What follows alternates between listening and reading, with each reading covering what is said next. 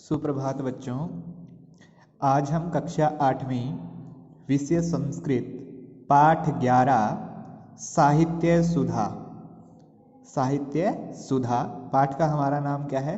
साहित्य सुधा। सुधा का मतलब होता है अमृत। साहित्य का मतलब आप समझते हो कि साहित्य जो हमारे धार्मिक जो वेद और पुराण जो ग्रंथ हैं वो साहित्य है हमारा, और उसका में से लिया हुआ अमृत।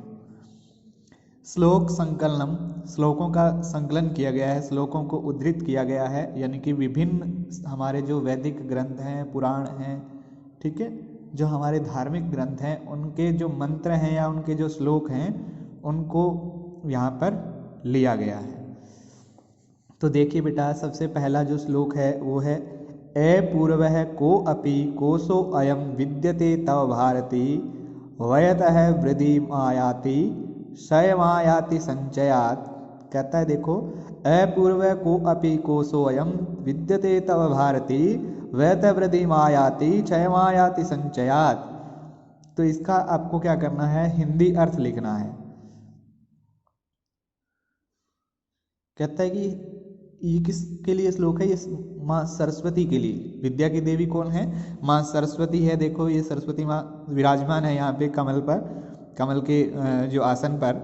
तो इनके लिए, इनकी स्तुति में ये श्लोक प्रस्तुत किया गया है या दिया गया है कि हे सरस्वती, हे माँ सरस्वती, तुम्हारा यह विद्या रूपी खजाना अनोखा है या अद्भुत है, जो खर्च करने पर बढ़ता है और इकट्ठा करने पर नष्ट होता है।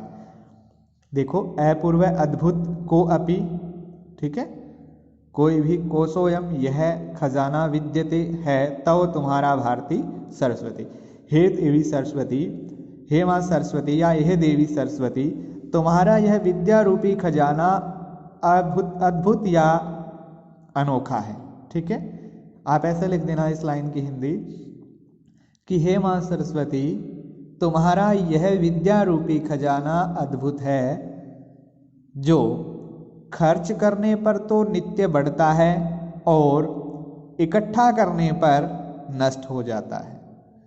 ठीक है, दूसरा देखिए, साहित्य संगीत कला विहीन, साक्षात पशु पूछ विषाणहीन, तृणम न खादन अपि जीवमान, तत्भाग ध्येयम परम पशुनाम। कहता है साहित्य संगीत कला विहीन, साहित्य संगीत और कला से हीन, साक्षात पशु पूछ विषाणहीन, साक्षात पशु, पशु पूछ पूंछ, विषाण सींग हीन। ठीक है, तृणम न खादन अपि जीवमान, घास न खाते हुए भी जीवित है, तत्भाग ध्येयम परम पशुनाम, यह तो पशुओं का परम सौभाग्य है। अब देखिए इसका हिंदी अर्थ क्या लिखोगे?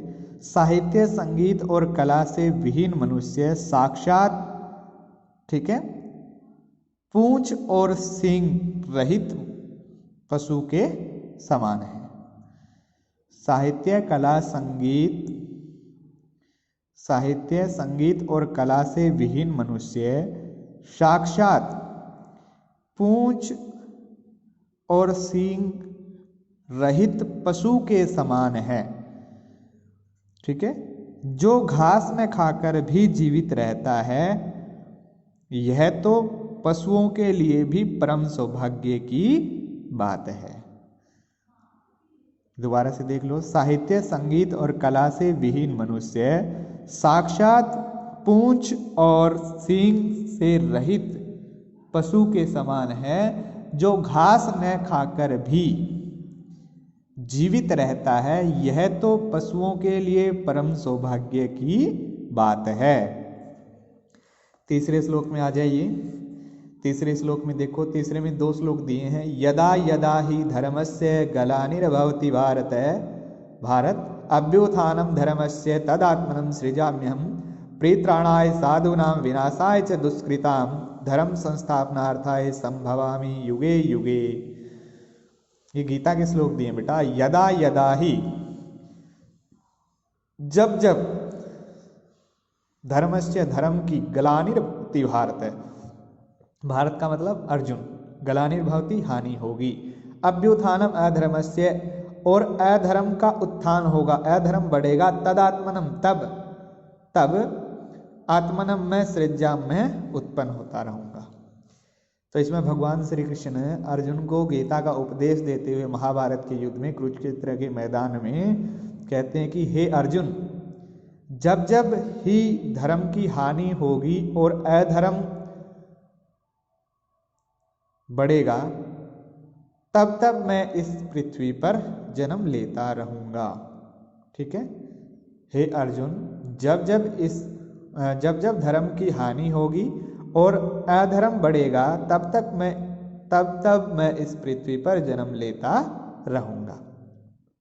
फिर आगे इस श्लोक में देखो, इसी श्लोक में प्रेत्राणाय साधुनां विनाशाय च दुष्कृताम धर्म संस्थापनार्थ संभवामि युगे युगे। सज्जनों की रक्षा के लिए और दुष्टों के विनाश के लिए, धर्म की पुनः स्थापना के लिए मैं युग युग में जन्म लेता रहूंगा। तो ये दोनों श्लोक आप अलग अलग कर लेना। ये 2 लाइनों का जो श्लोक है, इसकी हिंदी अलग लिख लेना, इसकी अलग लिख लेना। यहाँ पे आप 3 के बाद यहाँ पे 4 नंबर कर लेना, 4 को 5 और 5 को 6 नंबर। ठीक है ना। तो ये देखिए, यदा यदा ही धर्मस्य ग्लानिर्भवति भारत अभ्युत्थानम धर्मस्य तदात्मनम सृजामि है। जब जब धर्म की हानि होगी और अधर्म, हे अर्जुन, जब जब धर्म की हानि होगी और अधर्म बढ़ेगा, तब तब मैं इस पृथ्वी पर जन्म लेता रहूंगा। फिर चौथा श्लोक ये जो है, प्रेत्राणाय साधूनां विनाशाय च दुष्कृताम धर्म संस्थापनार्थाय संभवामि युगे युगे।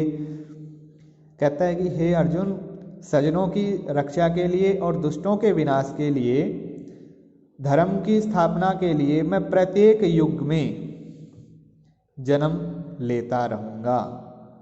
ठीक है। आगे जो 5वां श्लोक है, ये भी गीता का है। कर्मण्येवाधिकारस्ते मा फलेषु कदाचन मा कर्म फल हेतुर्भु मा ते संगो असतव कर्मणि। कर्मण्येवाधिकारस्ते मा फलेषु कदाचन मा कर्म फल हेतुर्भु मा ते संगो असतव कर्मणि। तो इस श्लोक में देखो क्या कहा गया है कि हे अर्जुन, तुम्हारा अधिकार केवल कर्मों में है, उसके फलों में नहीं। हे अर्जुन, तुम्हारा अधिकार केवल कर्मों में है, उनके फलों में नहीं। ठीक है। तुम केवल कर्म करो, उनके फल का हेतु मत बनो। ठीक है, यानी कि तुम केवल क्या करो, कर्म करो, उनके फल का हेतु मत बनो, और तुम कर्मों से विमुख भी मत होना। ठीक है, यानी तुम अधर्म के साथ भी मत होना। तो इसमें दोबारा से देख लो कि हे अर्जुन, तुम्हारा अधिकार केवल कर्म करने में है, उसके फलों में कभी नहीं। तुम केवल कर्म करो, उसके फलों का हेतु, उनके फलों का कारण मत बनो।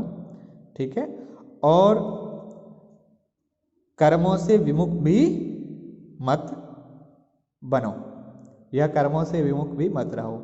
यानी कि ये भी ना हो कि तुम कहीं कर्म करना ही छोड़ दो। केवल तुम्हारा कार्य क्या है, काम करना है, कर्म को करते जाना है, उसकी फल की इच्छा का काम तुम्हारा नहीं है।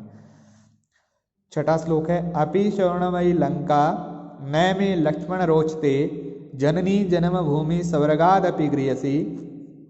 ठीक है, अपि स्वर्णमयी लंका न मे लक्ष्मण रोचते जननी जन्म भूमि स्वर्गादपि गृहसि। हे लक्ष्मण, यह सोने की लंका भी मुझे अच्छी नहीं लगती है, क्योंकि जननी और जन्मभूमि तो स्वर्ग से भी श्रेष्ठ है, स्वर्ग से भी श्रेष्ठ है। हे लक्ष्मण, यह सोने की लंका भी मुझे अच्छी नहीं लगती है, क्योंकि माँ और मातृभूमि, जननी का मतलब माँ और जन्मभूमि का मतलब मातृभूमि, स्वर्ग से भी बढ़कर है या स्वर्ग से भी श्रेष्ठ है। तो इस प्रकार आपको इन 6 श्लोकों का हिंदी अनुवाद करना है। इसी के साथ आप सभी का धन्यवाद।